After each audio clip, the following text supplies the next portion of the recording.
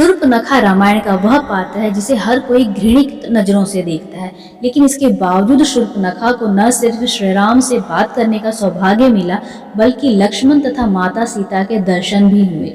दरअसल इस सब का मर्म शूर्पणखा के पूर्व जीवन में छुपा हुआ है। तो क्या है ये बातें, तो चलिए हम इस वीडियो में इसी रहस्यों के बारे में बात करने वाले हैं। नमस्कार दोस्तों, तो स्वागत है आप सभी का हमारे YouTube चैनल पर और आप देख रहे हैं निशु की दुनिया 5। शूर्पणखा को कौन नहीं जानता। आम जनमानस में उनकी छवि एक राक्षसी की है, एक ऐसी महिला जिसने राम लक्ष्मण से प्यार का इजहार किया, लेकिन दोनों के ठुकरा देने के बाद युद्ध की स्थिति बनी। अंत में अपने ही कुल के नाश का कारण बन बैठी, लेकिन इसके बावजूद वो कृष्ण की पत्नी बनी। उसका उद्धार हुआ। बड़े बड़े ऋषि मुनि कठोर तप के बाद भी ये सुख हासिल नहीं कर पाते जो शूर्पणखा को यह आशीर्वाद मिल गया। शूर्पणखा को न सिर्फ श्री राम से बात का सौभाग्य मिला, बल्कि लक्ष्मण तथा माता सीता के दर्शन भी हो गए। दरअसल इस सब का मर्म शूर्पणखा के पूर्व जन्म में छिपा हुआ है। पूर्व जन्म में शूर्पणखा इंद्रलोक की नयनतारा नामक अप्सरा थी।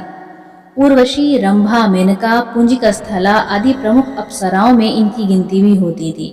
कथा के मुताबिक इंद्र के दरबार में अप्सराओं का नृत्य चल रहा था। उस समय ये नयनतारा नृत्य करते समय भ्रूण संचालन अर्थात आंखों से इशारा भी कर रही थी। ये देखते हुए इंद्र उस पर मोहित हो गए। तब से नयनतारा इंद्र की प्रेयसी बन गई। उस काल में पृथ्वी पर वज्र नामक ऋषि घोर तपस्या कर रहे थे।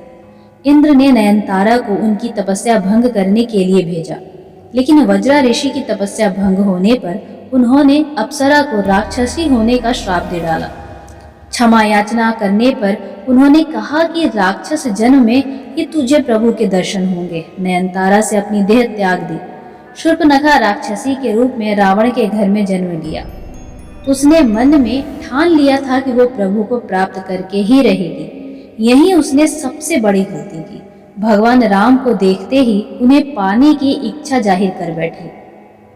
शास्त्रों में बताया गया है कि ब्रह्मा को प्राप्त करने के लिए एक प्रक्रिया होती है जो भक्ति और वैराग्य के सहारे ही पूर्ण होती है, जबकि शूर्पणखा ने ऐसा किया ही नहीं। उसने भक्ति रूपा माता सीता तथा वैराग्य रूपी लक्ष्मण के पास न जाकर सीधे ब्रह्म को पाने की कोशिश करने लगी।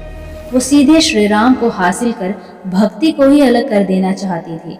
अगर वो वैराग्य का आश्रय लेती तो प्रभु को प्राप्त कर सकती थी, लेकिन वैराग्य को नकार कर अहंकार में सीधे प्रभु के पास चले जाना उचित समझा। प्रभु ने शूर्पणखा को उचित प्रक्रिया का ज्ञान कराने के लिए उसे वैराग्य रूपी लक्ष्मण के पास भेजा, लेकिन लक्ष्मण ने उसे पुनः प्रभु के पास भेज दिया। तब राम ने कहा कि मैं तो भक्ति के वश में हूँ। तब शूर्पणखा सीता माता के पास गई, लेकिन वहां भी एक अपराध कर बैठी। सोचा प्रभु इसके भक्ति के वश में है, इसलिए मैं इसे ही खा जाती हूँ।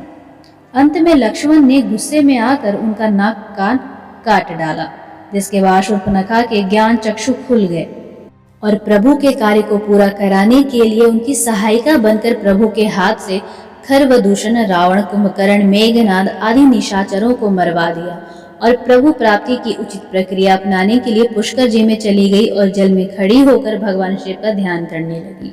करीब 10,000 साल बाद भगवान शिव ने शूर्पणखा को दर्शन दिए।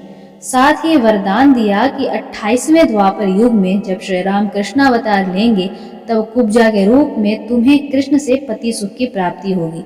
तब कृष्ण तुम्हारी कुबड़ ठीक करके वही नयनतारा अप्सरा का मनमोहन रूप वापस दे देंगे। और ऐसा ही हुआ। शूर्पणखा को अंत में अप्सरा का मोहक रूप भी मिला। वो भगवान की सहचर्या भी बनी। उम्मीद करती हूँ कि आपको हमारा ये वीडियो अच्छा लगा होगा। तो चलिए मिलते हैं अपने अगले वीडियो में। तब तक के लिए जय श्री राम।